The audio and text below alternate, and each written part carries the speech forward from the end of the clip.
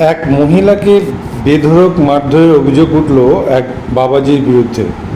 মঙ্গলবার দুপুরে নবদ্বীপের শিবাসঙ্গনচড়া রোডের গোপাল সাধু আশ্রমের ঘটনা। আহত রাজেশ্বরী বিশ্বাসকে নবদ্বীপ স্টেট জেনারেল হাসপাতালে ভর্তি করা হয়েছে। ঘটনার পর স্থানীয় বাসিন্দারা অভিযুক্ত নরহরি দাসকে আটক করে নবদ্বীপ থানার পুলিশের হাতে তুলে যান। স্থানীয় সূত্রে জানা গিয়েছে, শিবাসঙ্গনচড়া রোডের ওই আশ্রমে দীর্ঘদিন ধরে নরহরি দাস নামে ওই বাবাজি বসবাস করতেন এবং ওই আশ্রমেই রাজেশ্বরী বিশ্বাস নামে ওই মহিলা থাকতেন। কয়েক মাস আগে ওই বাবাজির সাথে মতবিরোধের জেরে তিনি আশ্রম ছেড়ে চলে যান।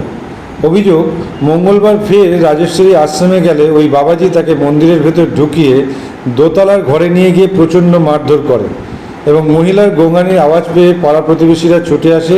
তারাই মন্দির থেকে ওই মহিলাকে রক্তাক্ত অবস্থায় উদ্ধার করে। এরপর তাকে চিকিৎসার জন্য নবদ্বীপ স্টেট জেনারেল হাসপাতালে পাঠানো হয়। হাসপাতাল সূত্রে জানা গেছে, রাজেশ্বরী একাধিক ক্ষত স্থানে সেলাই করতে হয়েছে। পুলিশ ঘটনার তদন্ত শুরু করেছে। আজ বুধবার তাকে আদালতে পাঠানো হয়েছে। আদালতে যাওয়ার পথে অভিযুক্ত নরহরি দাস কি বললেন শুনুন।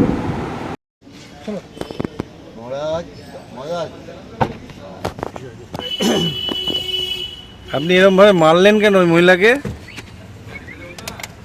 মহারাজ, এরকম রড দিয়ে মারলেন কেন আপনি? আপনি একজন মহারাজ হয়ে এরকম মারধর করলেন, সে তো আপনার কাছেই থাকতো না সবসময়। সবসময় থাকতো না, মাঝে মাঝে থাকতো।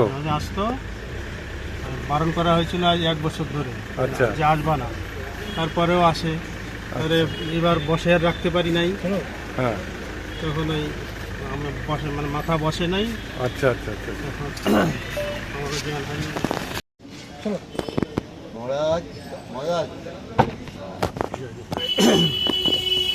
আপনি এরকম ভাবে মারলেন কেন ওই মহিলাকে? মহারাজ, এরকম রড দিয়ে মারলেন কেন আপনি? আপনি একজন মহারাজ হয়ে এরকম মারধর করলেন, সে তো আপনার কাছেই থাকতো না সবসময়। সবসময় থাকতো না, মাঝে মাঝে থাকতো। আসতো, বারণ করা হয়েছিল আজ 1 বছর ধরে। আচ্ছা, যে আসবা না, তারপরেও আসে। এবার বসে আর রাখতে পারি নাই। হ্যাঁ, তখন ওই বসে মানে মাথা বসে নাই। আচ্ছা আচ্ছা আচ্ছা।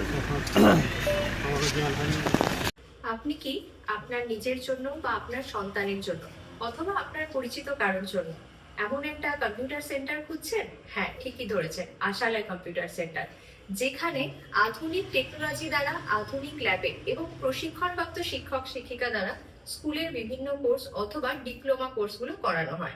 আশালয় কম্পিউটার সেন্টার হচ্ছে একেবারে সরকার অনুমোদিত এবং রাষ্ট্রীয় যুব কম্পিউটার প্রশিক্ষণ কেন্দ্র দ্বারা স্বীকৃত এবং ISO সার্টিফাইড। আশালয় কম্পিউটার সেন্টারে ভর্তি প্রক্রিয়া শুরু হয়ে গেছে এবং সিট কিন্তু লিমিটেড, তাই দেরি না করে সত্বর যোগাযোগ করো।